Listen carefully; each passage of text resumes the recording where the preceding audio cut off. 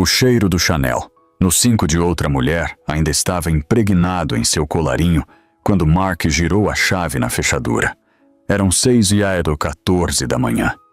Ele esperava a rotina de sempre, o cheiro de café sendo passado, o som do noticiário matinal e sua esposa, Eleanor, esperando na cozinha com aquele sorriso ingênuo e confiante que ele passara a desprezar. Ele tinha sua mentira pronta. Um jantar tardio com o cliente, bateria do celular morta, um cochilo no sofá do escritório. Ele entrou, pronto para atuar como de costume.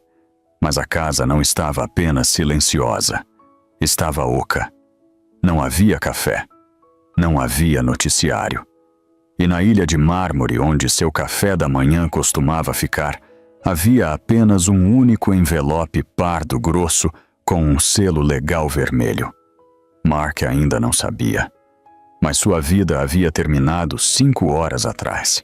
A chuva martelava contra as janelas que iam do chão ao teto na suíte de cobertura do St. Regis. Lá dentro, o ar estava quente, pesado com o cheiro de serviço de quarto caro e o almíscar persistente de intimidade. Mark Sterling sentou-se na beira da cama king size, abotoando as abotoaduras. Eram de ouro, gravadas com suas iniciais, MS, um presente de sua esposa, Helena, pelo 10º aniversário deles no mês passado. Ele não olhou para elas enquanto as encaixava. Sua atenção estava inteiramente no reflexo no espelho do outro lado do quarto e na mulher ainda emaranhada nos lençóis atrás dele. "Você já vai?" Jessica murmurou, com a voz grossa de sono. Ela se espreguiçou como um gato, deliberada e provocante. Ela tinha 24 anos, era ambiciosa e possuía um tipo de energia impetuosa que fazia Mark se sentir o mestre do universo. Ela era tudo o que Helena não era: barulhenta, exigente e excitante. "Eu tenho que ir", disse Mark, pegando seu blazer. "Helena pensa que estou em Chicago para a fusão caótica com a conta monumental da Davis. Meu voo pousa em 2 horas. Se eu não estiver em casa às 7h30 para tomar banho e me trocar, o cronograma desmorona." Jessica riu, um som baixo e gutural. "Você e seus cronogramas. Você age como se ela fosse o FBI. Ela é apenas a Helena. O que ela vai fazer? Assar uma torta para você e perguntar se você fez um bom voo?" Mark sorriu presunçoso, verificando seu Rolex. "É exatamente isso que ela vai fazer. Essa é a beleza da coisa, Jess. Helena é segura. Ela é a âncora. Você não se preocupa com a âncora, você apenas a deixa arrastar pelo fundo enquanto pilota o navio." Ele acreditava nisso. Nos últimos 2 anos, Mark Sterling, o diretor financeiro, CFO, da Sterling Vance Architecture, vivia uma vida dupla que considerava uma obra-prima de planejamento logístico. Ele tinha a mansão suburbana perfeita no enclave rico de Greenwich, Connecticut.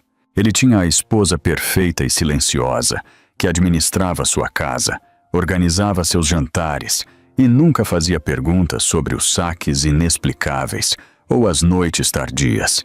E ele tinha Jessica, a estagiária de marketing que virou assistente executiva, que lhe dava a descarga de adrenalina que ele desejava. Mark se sentia invencível. Ele havia se convencido de que merecia isso. Ele trabalhava 80 horas por semana. Ele trazia milhões para a firma. Por que ele não deveria ter um pouco extra por fora? Helena tinha seu clube de jardinagem, seus leilões de caridade e seus livros. Ela estava feliz em sua pequena bolha doméstica. Ele a estava protegendo, na verdade. A ignorância era uma bênção. "Quando você vai contar a ela?" Jessica perguntou, sentando-se e puxando o lençol ao redor de si. A brincadeira sumiu de sua voz, substituída por aquela insistência irritante que vinha surgindo ultimamente. Mark suspirou, alisando a gravata. "Nós conversamos sobre isso. Ainda não. O ano fiscal, termina no mês que vem. Um divórcio agora assustaria os investidores. Preciso da imagem de homem de família feliz até que o conselho garanta meu bônus. É sempre no mês que vem, Mark. Jessica retrucou. Vai acontecer. Ele mentiu. Ele não tinha a intenção de deixar Helena. O divórcio era complicado. O divórcio era caro. E, francamente, ele gostava de ter suas roupas lavadas e sua casa mantida imaculada. Ele queria ter o melhor dos dois mundos. E para um homem como Mark Sterling, o que ele queria, ele geralmente conseguia. Ele se inclinou e beijou Jessica na testa. Vou comprar aqueles brincos de diamante que você queria para o baile de gala. Fechado? Jessica fez bico, mas assentiu. Ela era facilmente aplacada por coisas brilhantes, outro traço que Mark achava conveniente. Ele saiu do quarto do hotel, a porta pesada fechando atrás dele com uma finalidade que ele não registrou. Enquanto descia de elevador para o saguão, ele checou o celular. Nenhuma mensagem de Helena. Isso era um pouco estranho. Normalmente, se ele estivesse viajando, ela mandava uma mensagem por volta das 5 da manhã. Vou seguro, querido. Te amo. Hoje a tela estava em branco. Ela provavelmente dormiu demais, pensou ele, descartando a pontada de inquietação. Helena funcionava como um relógio. Se ela não estava mandando mensagem, significava apenas que estava ocupada preparando seu café da manhã de boas-vindas favorito, ovos Benedict, com aquele molho holandês que ela fazia do zero. Ele saiu para a manhã fria e cinzenta, o manobrista trazendo seu Porsche Panamera preto. A cidade estava acordando, alheia aos pecados da noite. Mark deu uma gorjeta de $100 ao manobrista, sentindo-se generoso. Ele deslizou para o banco de couro, o motor ganhando vida com um ronco suave. Enquanto entrava na rodovia em direção a Connecticut, ele praticava suas mentiras. A turbulência foi horrível sobre Ohio. O cliente foi um pesadelo, mas acho que fechamos o negócio. Deus, senti sua falta. Ele ensaiou as falas até que soassem como a verdade. Ele era um bom mentiroso. Afinal, ele vinha mentindo para si mesmo há anos. Dizia a si mesmo que era um bom provedor. Dizia a si mesmo que Helena estava feliz. Dizia a si mesmo que o que ela não sabia não a machucaria. Mas, ao cruzar a divisa do estado, uma sensação estranha se instalou em seu estômago. Não era culpa. Mark suprimira essa emoção há muito tempo. Era algo primitivo, um instinto. O telefone estava silencioso no banco do passageiro. Ele discou o número dela. Tocou 1, 2, 3 vezes. Então, caixa postal. Oi, você ligou para a Helena. Não posso atender agora. Deixe um recado. A voz dela soava alegre, leve. A voz da mulher que ele pensava conhecer por dentro e por fora. Oi, amor, disse Mark, mantendo o tom despreocupado. Acabei de pousar. O trânsito está uma fera, mas devo estar em casa em 40 minutos. Morrendo por um café. Te vejo em breve. Ele desligou, franzindo a testa. Helena nunca deixava suas chamadas irem para a caixa postal. Ele ligou o rádio para abafar o silêncio. Dirigiu rápido, costurando entre os passageiros da manhã, o Porsche devorando as milhas. Ele queria chegar em casa, tirar o cheiro de Jessica no banho e vestir novamente a pele confortável do marido dedicado. Ele virou na Blackwood Lane, as cercas vivas bem cuidadas e os portões de ferro forjado passando como um borrão. Aproximou-se do número 42. A entrada da garagem estava vazia. O Range Rover branco de Helena sumira. Mark encostou, o cascalho estalando sob os pneus. Ele desligou o motor e ficou sentado por um momento, olhando para a casa. Parecia a mesma de sempre. Imponente, de tijolos, colonial. Mas as persianas estavam fechadas. A luz da varanda, geralmente deixada acesa para ele quando viajava, estava apagada. Um calafrio percorreu sua espinha. Ela provavelmente foi à loja, raciocinou ele, sem ovos ou leite. Ele pegou sua mala de viagem do porta-malas, cheia de roupas que não tinha usado, apenas para o álibi, e caminhou até a porta da frente. Ele inseriu a chave. A fechadura clicou. A porta se abriu e o silêncio o atingiu como um golpe físico. Mark entrou no saguão, largando a mala. Helena! Sua voz ecoou. Ela ricocheteou nos tetos altos e no piso de madeira, retornando a ele sem resposta. A casa estava fria, não congelante, mas o frio específico e estéril de um lugar que não é habitado há horas. Ele entrou na cozinha. As bancadas estavam brilhando.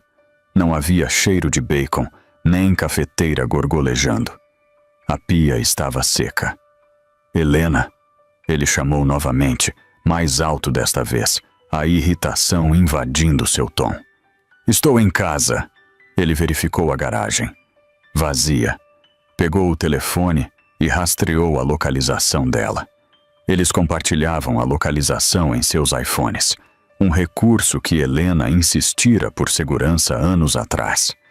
Ele tocou no ícone dela. Localização não disponível. Mark olhou para a tela. Ela tinha desligado, ou o telefone estava sem bateria. O pânico começou a se misturar com sua confusão. Ela estava ferida? Um acidente? Teria sido chamada para uma emergência familiar? Os pais dela moravam na Flórida, mas gozavam de boa saúde. Ele voltou para a sala de estar e foi então que notou o primeiro detalhe que estava verdadeiramente errado. Os quadros. Na parede acima da lareira havia uma grande pintura a óleo original da costa italiana, uma peça que Helena herdara da avó. Tinha desaparecido. A parede estava nua, exceto pelo contorno fraco de onde a moldura estivera. Mark girou. O armário de curiosidades no canto, geralmente cheio com a coleção dela de estatuetas de porcelana antiga, estava vazio. As portas de vidro estavam fechadas, mas as prateleiras estavam despidas. Ele correu escada acima, subindo os degraus de 2 em 2, o coração martelando contra as costelas. Helena! Ele irrompeu no quarto principal. A cama estava feita, perfeitamente lisa, estilo militar, mas a porta do closet estava escancarada. Mark caminhou em direção a ela lentamente. O lado dele do closet estava intocado. Seus ternos, suas camisas, seus sapatos, tudo exatamente onde ele havia deixado. Ele olhou para a esquerda, para o lado de Helena. Estava dizimado. As araras estavam vazias. As prateleiras onde suas bolsas costumavam ficar estavam vazias. A sapateira estava limpa. Até os cabides de veludo tinham sumido. Não era apenas que ela tinha feito uma mala. Ela havia se apagado do quarto. Mark ficou lá, sua respiração saindo em suspiros curtos e rasos. Isso não era uma viagem. Isso não era um recado na rua. Ela sabia. A realização o atingiu, mas sua arrogância imediatamente revidou. Como ela poderia saber? Ele tinha sido cuidadoso. Usava um telefone descartável para falar com Jessica. Pagava hotéis em dinheiro ou através de uma conta de empresa de fachada. Helena não era detetive. Ela era uma mulher simples que gostava de jardinagem e romances históricos. Ela não tinha capacidade para isso. Ele se virou para o quarto, a mente acelerada. Onde ela está? Preciso chamar a polícia. Não posso chamar a polícia. E se ela contar a eles? Seus olhos pousaram na mesa de cabeceira do lado dela da cama. Estava vazia, exceto por 2 coisas. A aliança de casamento dela. O diamante solitário de 3 quilates que ele comprara para calá-la depois de perder o aniversário dela 3 anos atrás. Estava lá, frio e cintilante na luz da manhã, e ao lado dele, um envelope pardo grosso. Mark caminhou até a mesa de cabeceira. Suas pernas pareciam pesadas, como se estivesse caminhando em concreto. Ele pegou o anel primeiro. Parecia leve, insignificante. Ele o largou no bolso. Pegou o envelope. Era pesado.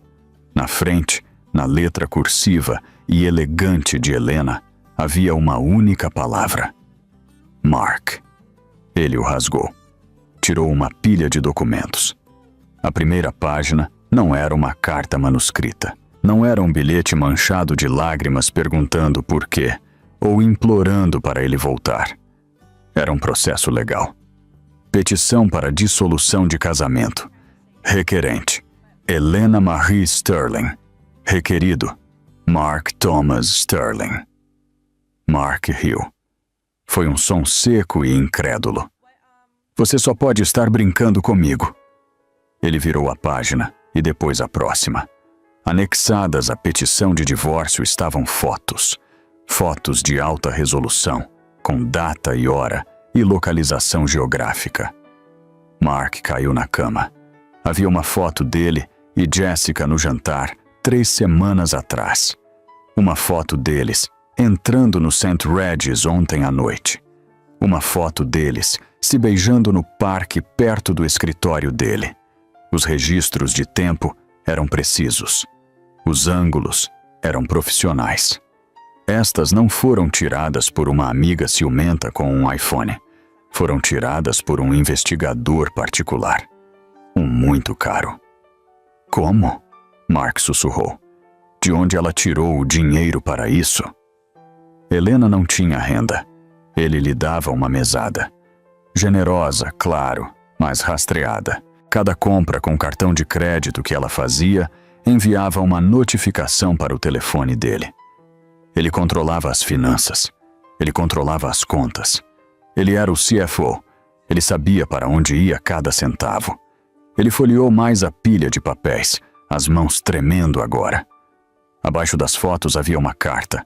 Esta estava no papel timbrado da Reynolds Stone & Associates. Mark congelou. A Reynolds Stone & Associates não era apenas um escritório de advocacia. Era o escritório de advocacia na cidade de Nova York para casos de divórcio de alto patrimônio. Eles eram tubarões. Custavam os $1.000 por hora apenas para atender o telefone. Mark começou a ler a carta, assinada por um tal Arthur Reynolds. Prezado Sr. Sterling, informo que represento sua esposa, Sra. Helena Sterling, no assunto do seu divórcio. No momento em que ler isto, a Sra. Sterling terá desocupado a residência conjugal. Em relação às instalações no número 42 da Blackwood Lane, como o senhor sabe, a escritura desta propriedade está em nome do fundo da família Sterling. No entanto, gostaríamos de chamar sua atenção para a cláusula 14, seção B do acordo pré-nupcial, que o senhor assinou há 11 anos. Mark franziu a testa. O acordo pré-nupcial. Ele se lembrava claramente. Ele insistira nisso. Ele era a estrela em ascensão. Ela era filha de um arquivista de biblioteca. Ele queria proteger seus bens futuros. Ele a fizera assinar sem que ela sequer lesse, ou assim pensava. Ele continuou lendo. A cláusula de infidelidade, inserida a pedido do pai da noiva, declara que no caso de adultério comprovado pelo provedor principal, todos os bens adquiridos durante o casamento, incluindo a casa conjugal, reverterão imediatamente para a parte prejudicada. Além disso, o período de aquisição, vesting, de suas ações na Sterling Vance Architecture, que tecnicamente são mantidas em um fundo conjugal conjunto para evitar responsabilidade fiscal, foi acionado. Mark parou de ler. O quarto girou. O pai da noiva, o pai de Helena, era um ninguém, um homem quieto que fumava cachimbo e lia livros de história. Ele morrera há 5 anos. Mark correu para o telefone. Precisava de seu advogado. Precisava ligar para seu sócio, David Vance. Ele discou o número de David. David, escute. Helena ficou louca. Ela pediu o divórcio. Ela tem um advogado absurdo. Mark. A voz de David estava gélida. Não era a voz de seu colega de faculdade, e parceiro de negócios. Era a voz de um homem falando com um estranho. David, o que há de errado? Mark, você precisa verificar seu e-mail. O conselho acabou de terminar uma reunião de emergência. Reunião? Que reunião? São 7 da manhã. Helena estava lá, Mark. Ela ligou às 5 da manhã. Ou melhor, o advogado dela ligou. O que Helena tem a ver com o conselho? Mark gritou, levantando-se e andando pelo quarto. Ela é uma dona de casa. Você realmente não sabia, não é? Disse David, a voz caindo para um sussurro. Você realmente nunca investigou a história da família dela? Ela é filha de um bibliotecário. O pai dela era bibliotecário, sim, mas a mãe dela, Mark, o nome de solteira da mãe dela era Vanderhoven. O nome atingiu Mark como um trem de carga. Os Vanderhovens, dinheiro antigo, dinheiro de ferrovias, o tipo de dinheiro que não exibia logotipos, mas possuía quarteirões inteiros da cidade. Ela nunca me contou, gaguejou Mark. Ela queria ser amada por quem ela era, Mark. Ela nos disse isso quando começamos a firma. Por que você acha que conseguimos aquele investimento, anjo inicial, 10 anos atrás, aquele que lançou a empresa? Mark empalideceu. Aquele fora um investidor anônimo das Ilhas Cayman. Essa era a Helena, disse David. Ela possui 51% das ações com direito a voto, Mark. Ela é a acionista majoritária. Ela ficou em silêncio todo esse tempo. Mas esta manhã, ela não ficou em silêncio. Mark caiu de joelhos. O telefone escorregou de seus dedos suados. Ela demitiu você, Mark, disse David, sua voz saindo metálica do chão. Com efeito imediato. A segurança está esperando por você no escritório para limpar sua mesa. Não venha para cá. Mark olhou para a parede onde o quadro costumava estar. Ele traíra sua esposa. Achava que estava jogando um jogo que não podia perder. Achava que ela era fraca. Achava que ela era estúpida. Mas Helena não tinha apenas o deixado. Ela o havia apagado. E o envelope pardo na cama ainda tinha mais páginas. Mark sentou-se na beira da cama pelo que pareceram horas, embora apenas minutos tivessem passado. A revelação de que sua esposa quieta e livresca era a acionista majoritária de sua empresa. A mão silenciosa que alimentara seu sucesso era uma pílula amarga demais para engolir. Mas quando seus olhos voltaram para o envelope pardo, ele percebeu que o horror não havia acabado. Havia mais papéis.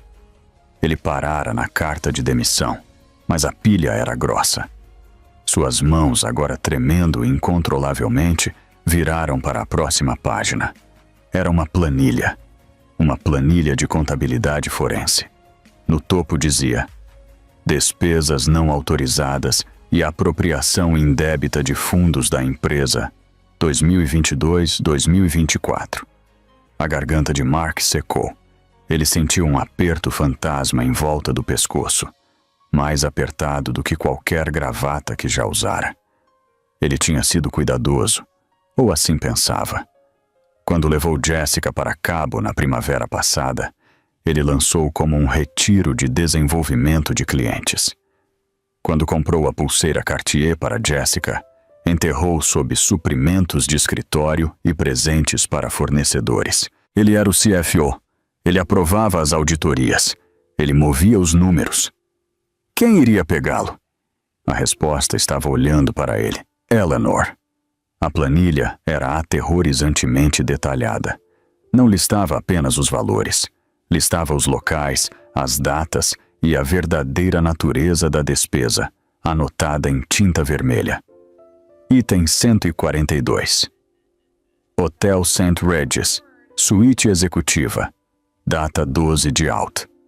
Valor 40.200 times. Reivindicado. Reunião de cliente com Davis Corp. Real. Serviço de quarto para 2. Champanhe. Tratamento de spa. Mulher. Item 156. Saks Fifth Avenue. Data 2 de novembro. Valor os $8.500. Reivindicado. Presentes de fim de ano para parceiros-chave. Real. Bolsa de grife. Entregue na residência de Jessica Miller. Mark examinou a lista. Havia dezenas de entradas, milhares de dólares. E no final do documento, uma soma estava circulada com marcador vermelho grosso. $3 toales. Abaixo do número havia uma fotocópia de um estatuto legal. Código dos EUADs. Parágrafo 30. Fraude eletrônica e apropriação indébita. Ela vai me mandar para a cadeia. Mark sussurrou para o quarto vazio. Ela não está apenas se divorciando de mim. Ela vai me processar criminalmente. Ele saiu da cama às pressas. Precisava de dinheiro vivo. Agora mesmo. Se eles estivessem vindo atrás dele, se os advogados da empresa já estivessem redigindo a queixa criminal, ele precisava sair do país. Precisava de um advogado que não tivesse medo dos Vanderhovens. Ele tateou em busca da carteira e tirou seu Amex preto. O cartão que não tinha limite. O cartão que o fazia se sentir um deus em todos os restaurantes de Manhattan. Ele pegou o telefone e discou o número no verso do cartão para o serviço de concierge. Ele precisava de um voo para Zurique. Ele tinha uma pequena conta lá, uma que abrira anos atrás, antes de conhecer Eleanor. Não era muito, talvez 50 mil, mas era o suficiente para começar a fugir. Bem-vindo ao American Express Platinum Concierge, disse a voz automatizada suave. Por favor, aguarde um representante. Mark andava pelo quarto suando. Atende, atende, atende! Sr. Sterling, uma voz humana, educada, mas tensa. Aqui é Sarah. Como posso ajudá-lo? Sarah, oi, preciso de uma passagem só de ida para Zurique. Primeira classe, saindo do JFK o mais rápido possível. Hoje, agora mesmo. Houve uma pausa. Um silêncio longo e desconfortável, preenchido pelo som de cliques no teclado. Sinto muito, Sr. Sterling, disse Sarah, sua voz caindo uma oitava. Não consigo processar essa transação. O que você quer dizer com não consegue? É um voo, cobrança no cartão. Senhor, sua conta foi sinalizada. Sinalizada por quê? Fraude? Sou eu. Estou autorizando. Não, senhor. Não é sinalização de fraude. A conta foi suspensa por uma ordem judicial recebida esta manhã referente aos ativos do fundo conjugal Sterling. Mark congelou. Isso é um cartão de crédito. É o meu cartão de crédito. É um cartão de responsabilidade conjunta vinculado aos ativos primários, senhor. Recebemos uma ordem de congelamento do Tribunal do Distrito Sul. Todas as linhas de crédito em seu nome foram suspensas, aguardando o litígio do divórcio e a... Ela hesitou. Investigação criminal pendente. Mark desligou.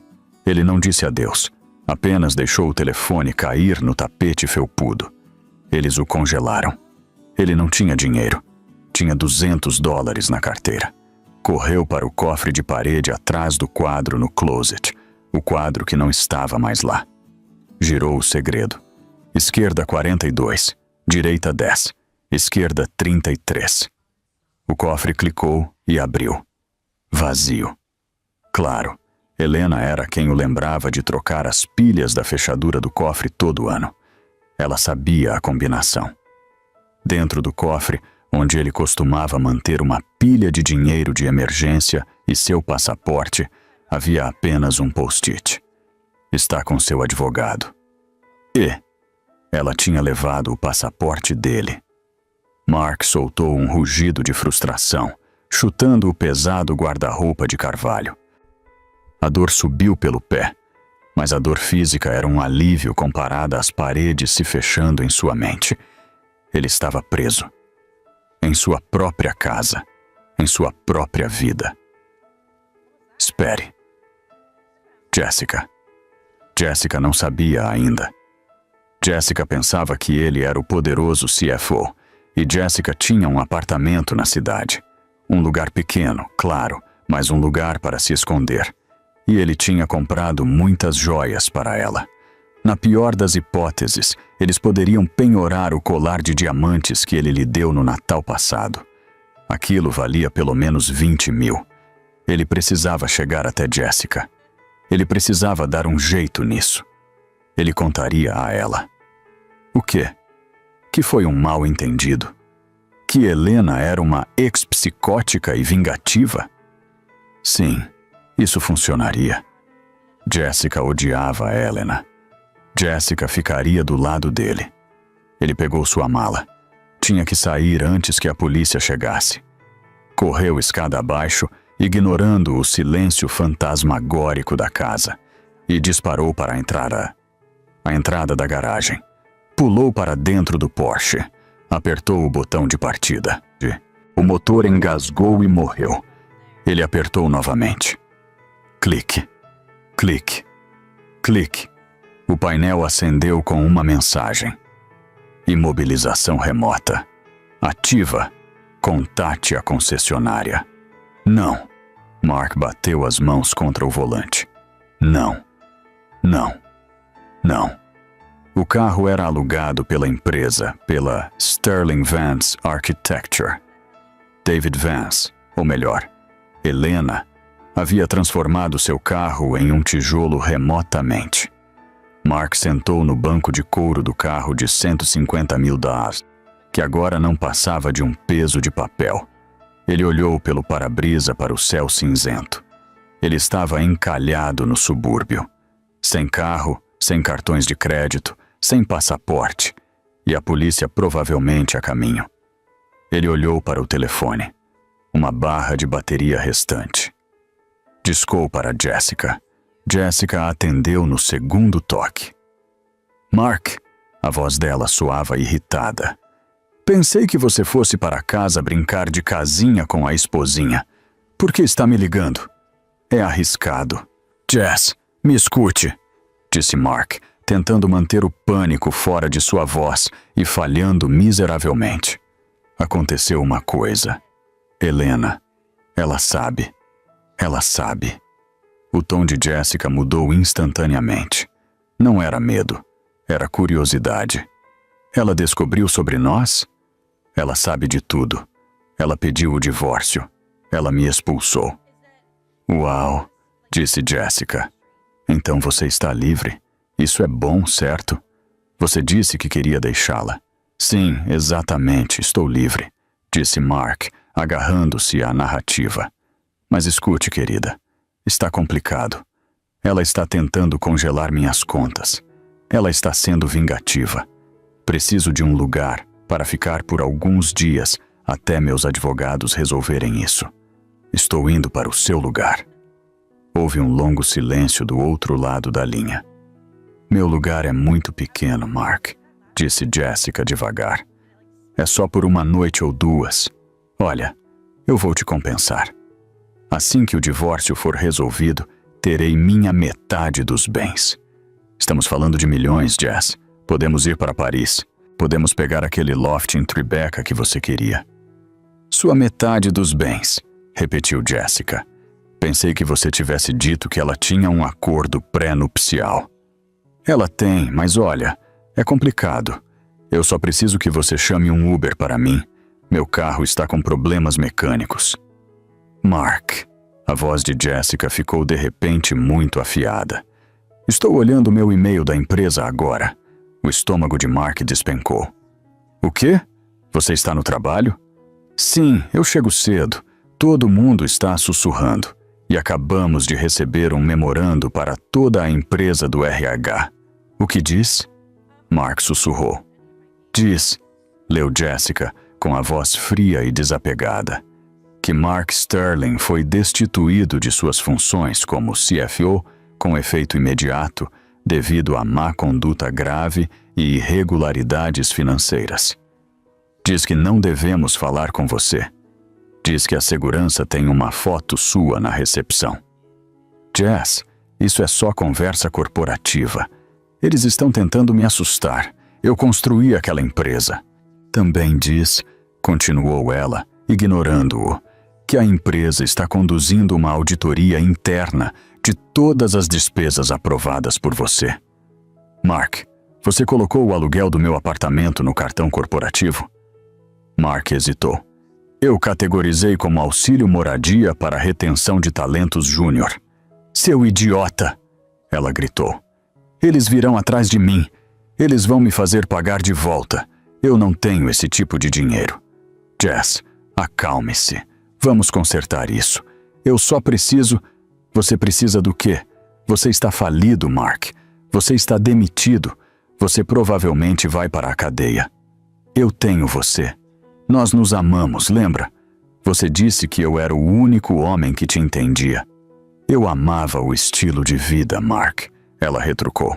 Eu amava os jantares e os presentes, e o fato de que você ia me transformar em gerente. Eu não me inscrevi para te visitar na prisão. Eu não me inscrevi para ser pobre. Jessica, por favor, não tenho mais ninguém. Não venha aqui, disse ela. Se você vier aqui, vou chamar a polícia. Não posso ser vista com você. Tenho uma carreira para pensar. Estou apagando seu número. Não me ligue de novo. Clique. Mark olhou para o telefone. A tela ficou preta. A bateria tinha morrido. Ele sentou no carro silencioso, o silêncio dos subúrbios pressionando-o. A ironia não lhe escapou. Ele trocara uma esposa leal por uma mercenária, e no momento em que o dinheiro acabou, a mercenária fez exatamente o que mercenárias fazem. Ela trocou de lado para se salvar. Ele estava sozinho. Verdadeiramente sozinho. Mas ele não podia ficar aqui. Tinha que se mover. Saiu do Porsche e começou a andar. Caminhou pela longa entrada da garagem da casa que perdera, arrastando sua mala de viagem. As rodinhas chacoalhavam no asfalto. Chegou ao final da entrada e olhou para a esquerda, depois para a direita. Ele nem sabia onde ficava a estação de trem. Sempre dirigia ou pegava um serviço de carro. Começou a caminhar em direção ao centro da cidade, uma caminhada de 5 quilômetros em mocassins de couro italiano que estavam apertando seus dedos. Enquanto caminhava, um SUV preto com vidros escuros passou por ele, indo em direção à sua casa. Não diminuiu a velocidade. Mark se virou para observar. Virou na entrada de sua garagem. Um segundo SUV seguiu, depois uma viatura policial. O coração de Mark martelou. Eles estavam vindo buscar a casa.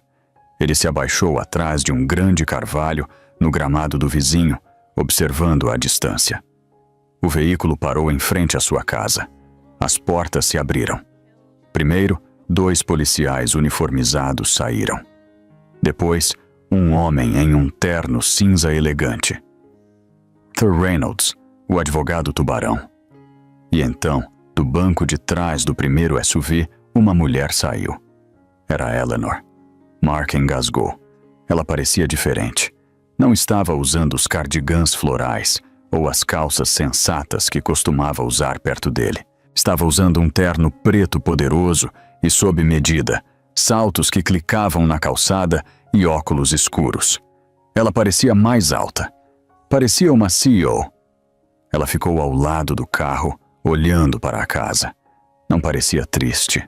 Não parecia uma esposa de luto. Parecia uma arquiteta inspecionando um local de demolição. Mark sentiu uma onda de raiva.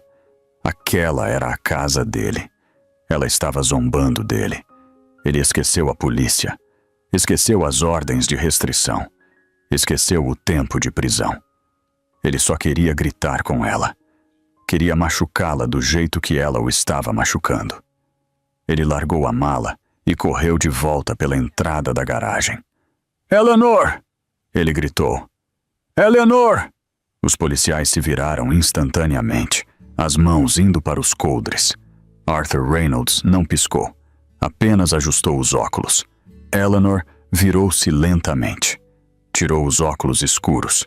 Seus olhos estavam secos. Eram frios, duros como pederneira. "Parado aí mesmo!" Um dos policiais gritou, colocando-se entre Mark e Eleanor. Mark parou, ofegante, o peito arfando. Ele estava a 15 metros dela. "Sua bruxa!" Mark gritou. "Você planejou isso! Você armou para mim!" Eleanor olhou para ele. Ela não gritou de volta. Não chorou. Apenas inclinou a cabeça ligeiramente, como se observasse um inseto sob um microscópio. "Eu não armei para você, Mark", disse ela. Sua voz era calma, clara, e atravessou a distância sem esforço. "Eu apenas deixei você ser você mesmo. Você fez o resto." "Eu fiz você!" Mark gritou, desesperado para recuperar algum poder. "Eu gerenciei o dinheiro. Eu cuidei de você. Você não era nada além da filha de um bibliotecário até eu casar com você." Eleanor riu. Foi uma risada genuína, mas faltava qualquer calor. "Mark", disse ela, com pena pingando de sua voz. "Minha família construiu a biblioteca. Minha família construiu o banco em que você trabalhava. Eu não precisava que você cuidasse de mim. Eu precisava de um parceiro. Mas você estava ocupado demais tentando ser um grande homem para notar com quem estava realmente casado." Ela se virou para o advogado. "Arthur, dê a bolsa a ele." Arthur Reynolds estendeu a mão para dentro do carro e tirou uma pequena sacola plástica de supermercado. Ele a jogou na entrada da garagem. Aterrissou no meio do caminho entre eles. "O que é isso?" Mark zombou. "Suas roupas", disse Eleanor. "As que você deixou na lavanderia semana passada. E o carregador do seu celular. Não sou sem coração. Eu quero minha casa, Eleanor. Você não pode simplesmente me chutar para fora." "Na verdade", Arthur Reynolds falou, sua voz suave e oleosa, "nós podemos." A transferência da escritura foi registrada eletronicamente às 9 horas da manhã. "O senhor está invadindo propriedade privada." "Invadindo?" Mark gaguejou. "Oficial." Arthur acenou para o policial. O policial deu um passo à frente. "Sterling, o senhor precisa deixar as instalações imediatamente ou será preso por invasão criminal e perturbação da paz." Mark olhou para Eleanor. Procurou um fragmento da mulher que costumava esfregar suas costas quando ele tinha dor de cabeça. Procurou a mulher que fazia sopa para ele. Ela tinha ido embora. Ou talvez ela nunca tivesse realmente existido. Talvez aquela versão de Eleanor fosse apenas um espelho que ela segurava para refletir o que ele queria ver. "Eleanor, por favor." A voz de Mark quebrou. Ele percebeu que a raiva não estava funcionando. Tentou implorar. "Não tenho para onde ir. Meus cartões não funcionam. Jessica me expulsou. Eu não tenho nada." Eleanor olhou para ele. Por um segundo, sua expressão se suavizou. Mark sentiu uma faísca de esperança. "Você tem sua liberdade, Mark", disse ela suavemente. "É isso que você queria, não é? Ser livre da esposa chata. Viver a vida boa?" Ela colocou os óculos escuros de volta. "Vá vivê-la." Ela se virou e entrou na casa, a casa dela, e fechou a pesada porta de carvalho. O som da tranca clicando ecoou como um tiro. Mark ficou lá, a sacola plástica de lavanderia aos seus pés. "Circulando, senhor", disse o oficial, com a mão no cacetete. Mark pegou a sacola plástica, pegou sua mala de viagem e se virou. Caminhou pela entrada da garagem, passando pelas cercas vivas que costumava podar, passando pela caixa de correio com o nome dele ainda nela. Chegou à rua. A chuva começou a cair novamente. Chuva fria e dura. Ele começou a andar. Não sabia para onde. Só sabia que estava se afastando da vida que havia destruído. A chuva estava torrencial agora. Encharcava o terno italiano personalizado de Mark. Uma vestimenta de $3.000, agora arruinada por lama e água. Ele caminhava há 1 hora. Encontrou-se na área central de Greenwich. Parecia um louco. Seu cabelo estava grudado na testa, Seus sapatos faziam barulho de água e ele arrastava uma mala e uma sacola de lavanderia. As pessoas na rua, pessoas que ele poderia ter cumprimentado no clube de campo, desviavam para evitá-lo, olhando-o com uma mistura de nojo e medo. Elas não o reconheceram. Para elas, ele era apenas mais um vagabundo. Ele parou em frente a um banco. Não o banco dele. Um banco de rede genérico. Precisava pensar. Entrou no vestíbulo para sair da chuva. Sentou-se no chão, encostado no caixa eletrônico. Estava exausto. Olhou dentro da sacola plástica que Eleanor lhe dera. Dentro, embrulhado no plástico da lavanderia, estava seu blazer cinza. Checou os bolsos. Nada. Espere. O bolso interno do peito. Sentiu um pedaço de papel. Puxou-o. Era um bilhete. Manuscrito. Mark, eu sei que você nunca leu o acordo pré-nupcial. E sei que nunca leu o estatuto da empresa. Se tivesse lido, saberia que existe uma cláusula de paraquedas dourado para executivos, mesmo se demitidos por justa causa. Não é muito, mas é o suficiente para mantê-lo fora da rua. Depositei os swanco, zervebos em um cartão de débito pré-pago. Está no bolso. Use para conseguir um advogado ou um terapeuta. Sugiro o último. Mark cavou mais fundo no bolso. Lá estava. Um cartão presente Visa genérico, e $5.000. Ontem, ele gastara os $5.000 em uma garrafa de vinho no jantar. Hoje, era todo o seu patrimônio líquido. Ele olhou para o cartão. Deveria rasgá-lo. Deveria jogá-lo no lixo por orgulho. Ela estava com pena dele. Estava lhe jogando migalhas. Mas seu estômago roncou. Não comia desde a noite anterior. E estava com frio. Tanto frio. Ele apertou o cartão contra o peito. Não ia contratar um terapeuta. Não ia contratar um advogado. Os $5.000 não lhe dariam 10 minutos com um advogado decente. Ele precisava de um plano. Precisava revidar. Helena achava que tinha vencido. Achava que o tinha castrado. Achava que ele simplesmente desapareceria na pobreza e na obscuridade. Ela estava errada. Mark Sterling era um homem de números. Era um estrategista. Ele construíra aquela empresa tanto quanto ela a financiara. Ele sabia onde os corpos estavam enterrados. Sabia as brechas fiscais que eles usaram. Se ele ia cair, levaria o navio todo com ele. Ele se levantou, sua determinação endurecendo. O desespero foi substituído por um ódio frio e ardente. Saiu do banco e entrou em um café com internet barato do outro lado da rua. Pagou por 1 hora de computador. Ele estalou os dedos.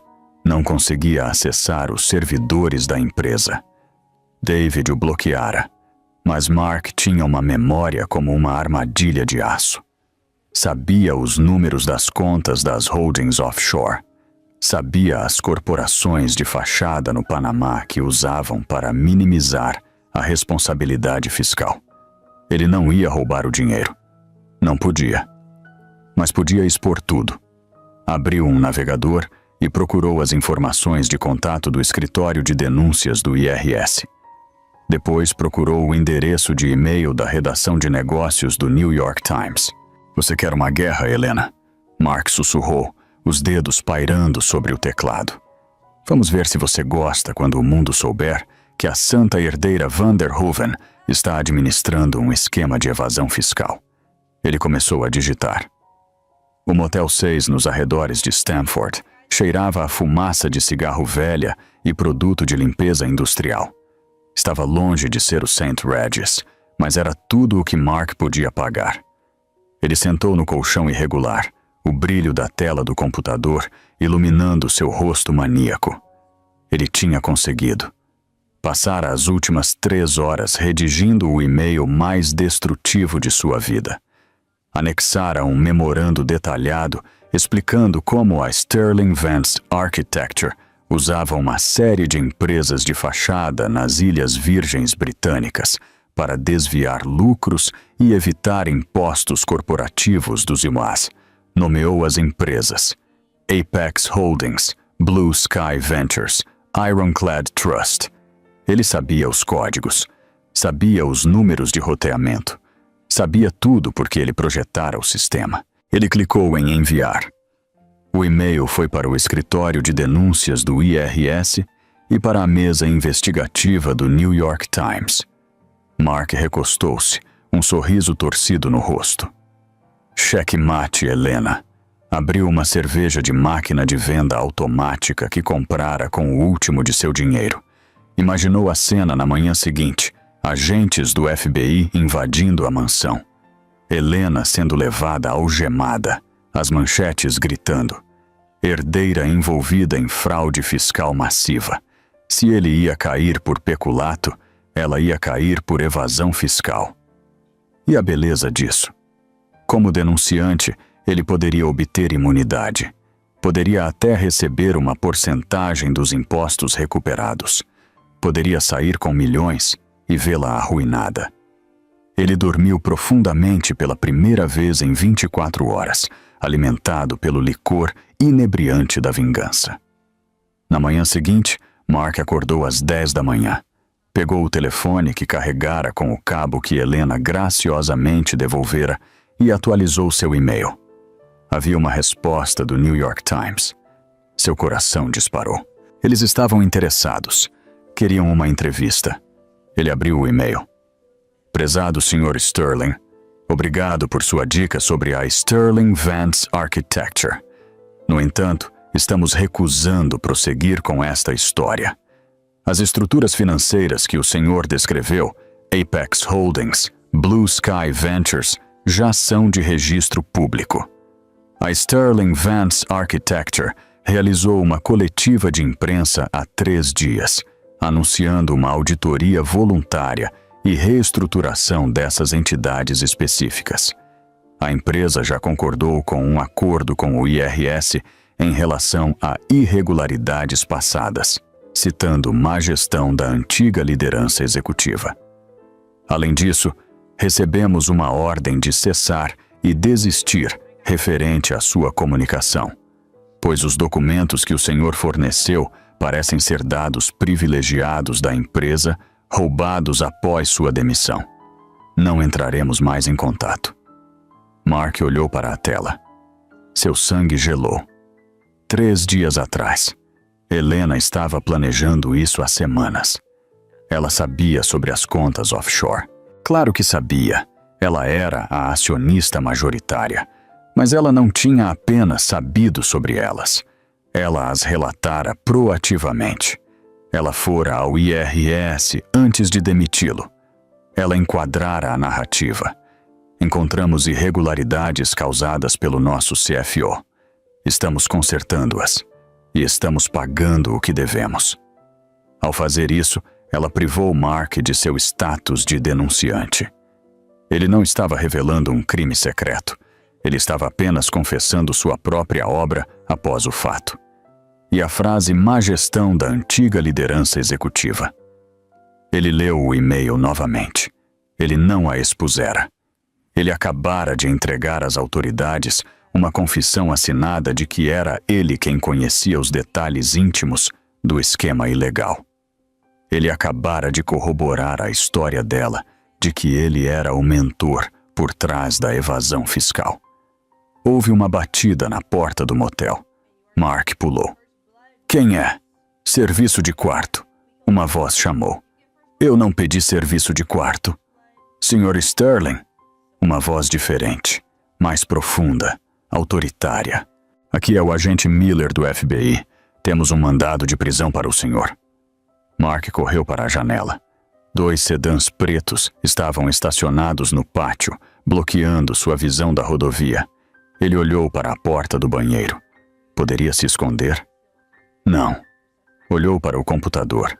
A evidência de sua denúncia estava ali na tela.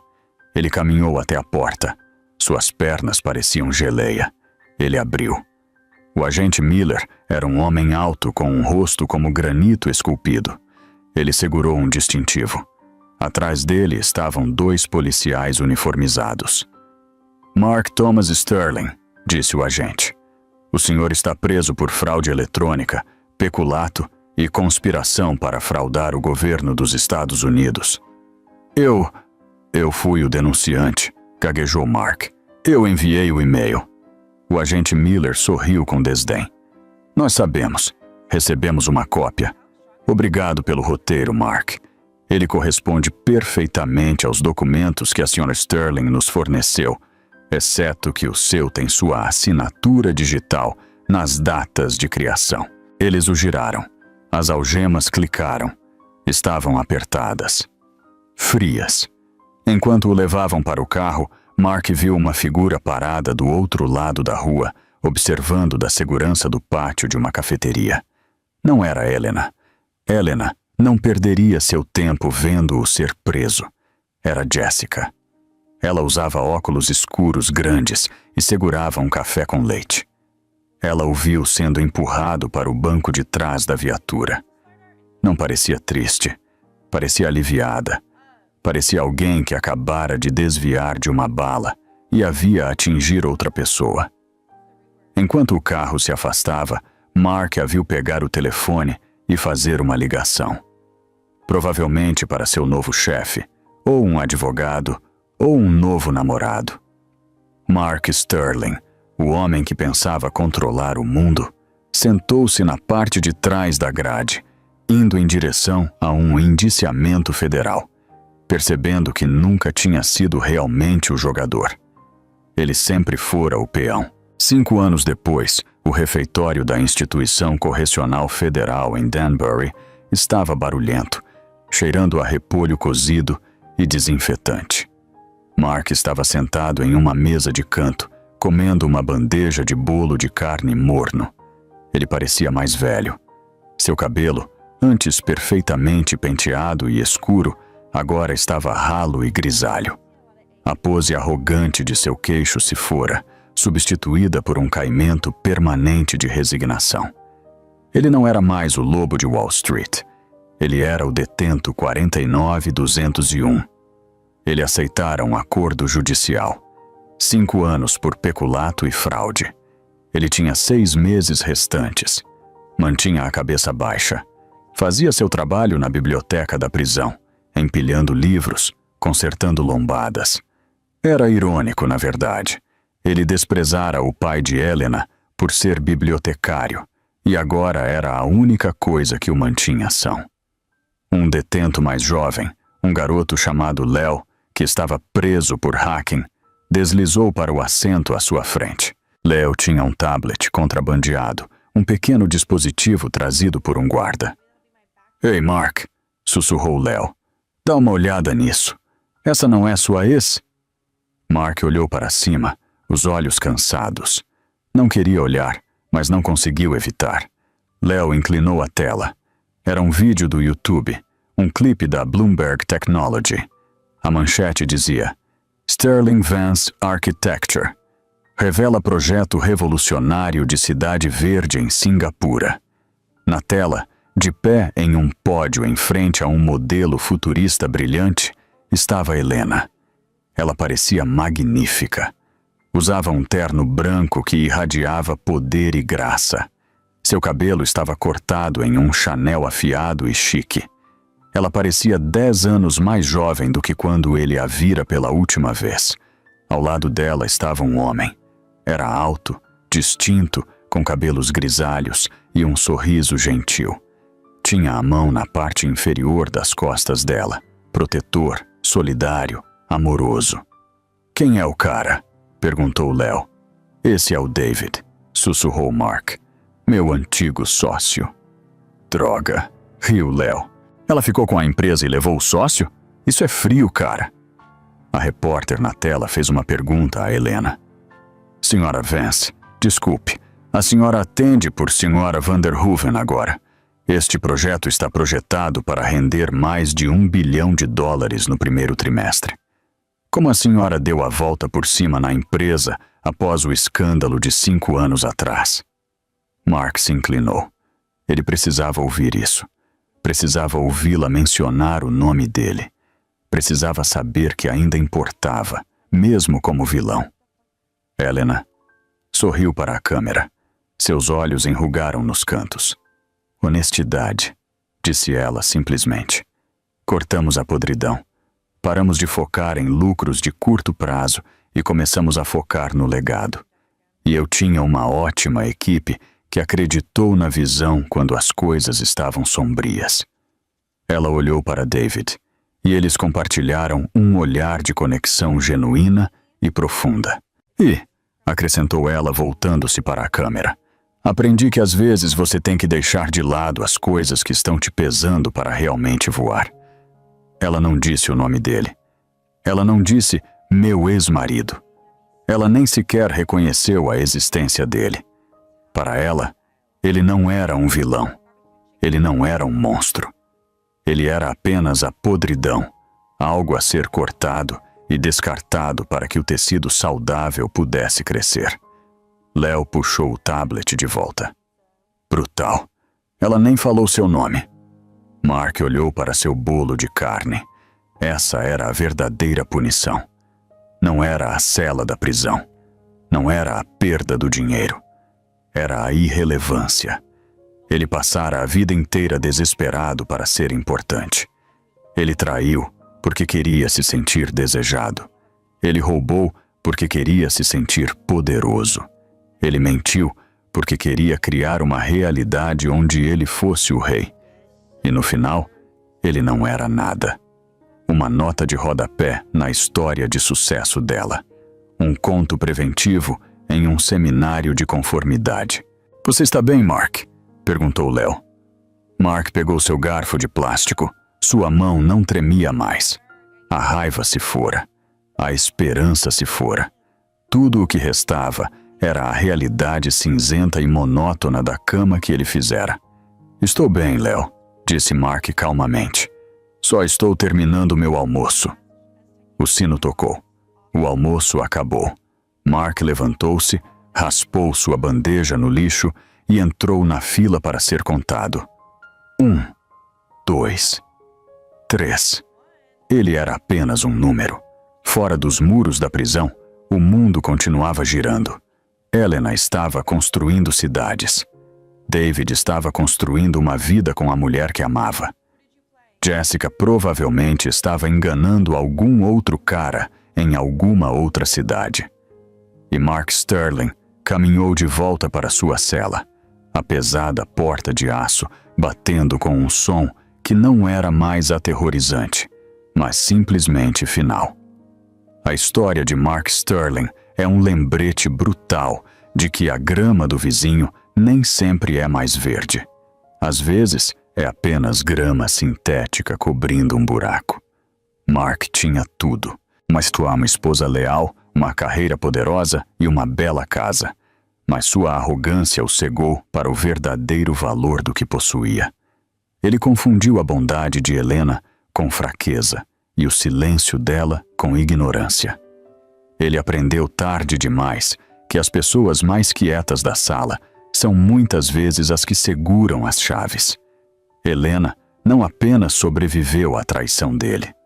Ela a usou como combustível para ascender ao seu verdadeiro potencial, provando que a melhor vingança não é gritar ou lutar.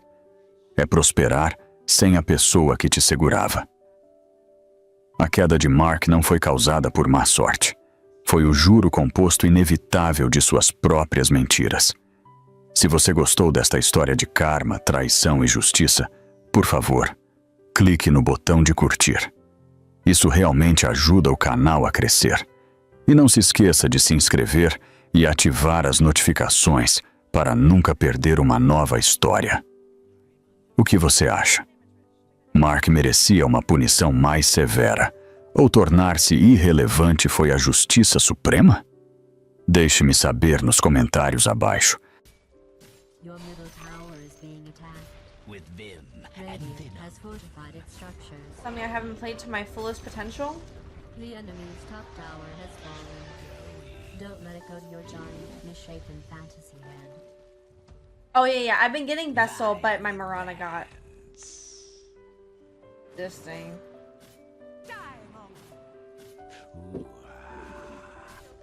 This is the first game I've played that I haven't gotten it. Also, thank you for the follow, Ivory. I don't know if I thanked you. Thank you, thank you, thank you. Run you down. Impair. Yes, sir. Yes, sir. Yes, sir. Yes, Yes, sir. yes, sir. Yes, sir. Ah. I'm dying anyway. Let me go.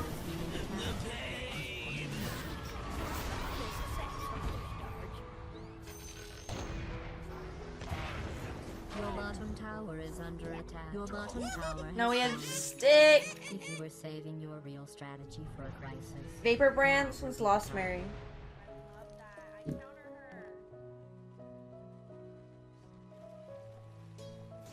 Dire structures have been fortified.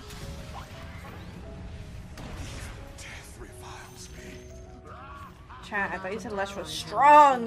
What the fuck? As you say, This kid doing? venom pays. Wait, so how does Tower him? is under attack.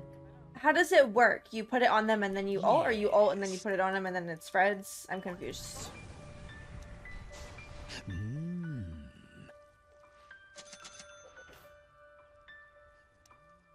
A plague on our foes.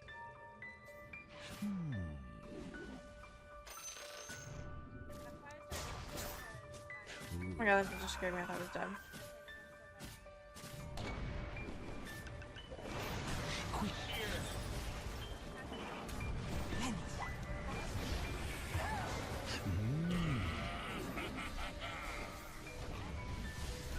I'm under attack. Violent lands.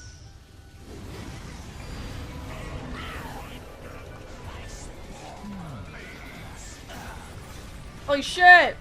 Holy shit! Your bottom tower Ulti is first, being then wait a bit, then put the debuff. Okay.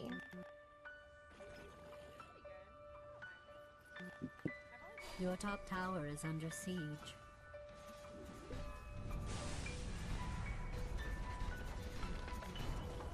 Your top tower has fallen. You're allowed your bottom This game tower was is going under- good your bottom tower at has first. fallen.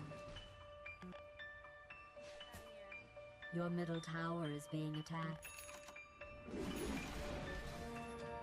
Like we're not Venom flows again. playing as a team. Your middle tower is under Agitation. siege.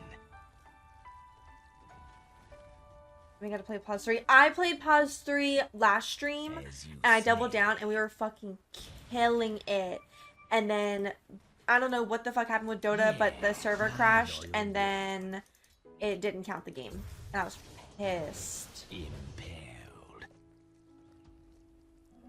Regeneration. My venom flows. Yes. I don't think so. Going.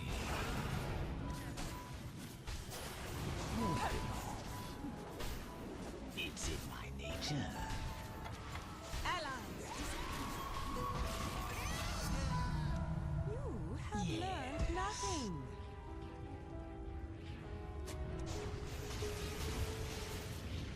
With bits and venom. Barf. Throw everything. Touch of venom.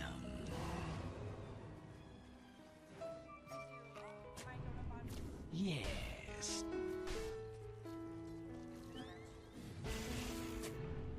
Well ordered.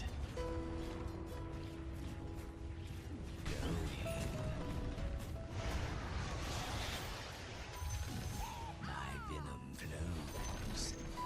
The enemy's middle tower has been destroyed. As you say. Also, nice to meet another fellow Mackenzie. Your name's Mackenzie? Agitation. You can't run from the venomous one. With vim and venom. Oh my gosh. Dire's barrier has been. I don't ever. Well, growing up, there was like 3 Mackenzies. Where is it? Yeah. There's 3 Mackenzies in my class, including me. But in my adult years, I don't ever meet A touch of Mackenzies. venom. That's awesome. Let's go.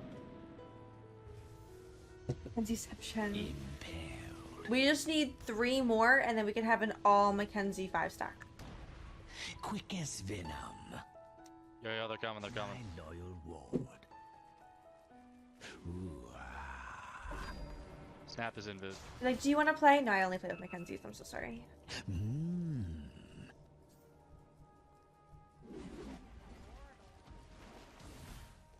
Violet Vance. Changing my name.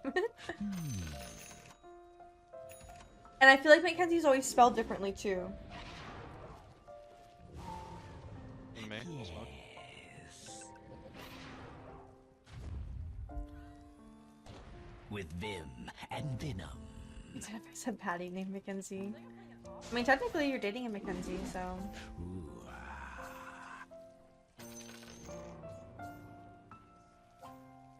Techie's bot. Do you go by Mackenzie or do you go by any nicknames? agitation.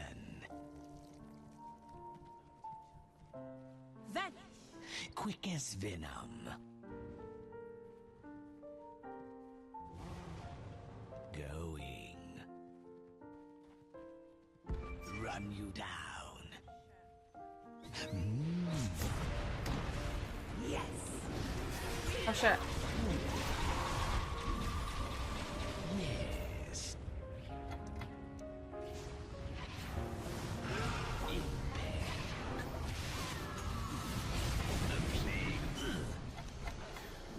Your bottom tower is being Ah! Ah! Ah! Your bottom tower is under siege. We got this bitch. Yeah! Touch of venom.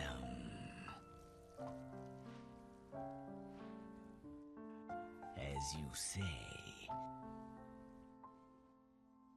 We can only do with the name is a little bit of a rarity. Yes. I'm Ken's to my family. Watch this spot. Your middle tower is under attack. Violet Vance. A touch of Your venom. middle tower is being attacked. Mackenzie. At my old job, they used to call me Mac Daddy. Plague our enemies. Going. My Dotobot's broken right now, but I'm Divine too. Yes. Dire has fortified its structures. Violet Vance.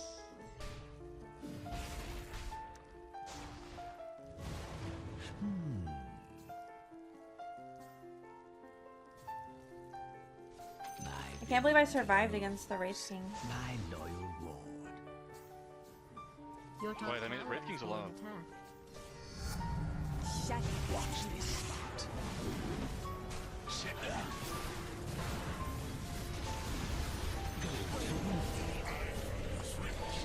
With Vim and Vim. Mushroom flop. Nice. We're doing it now, boys! We're doing it now! As you say. Your You bottom can't tower is run under from the attack. venomous one.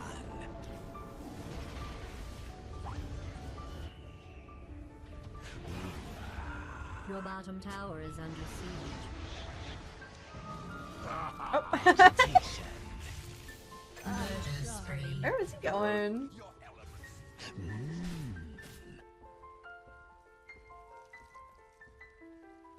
Impaled.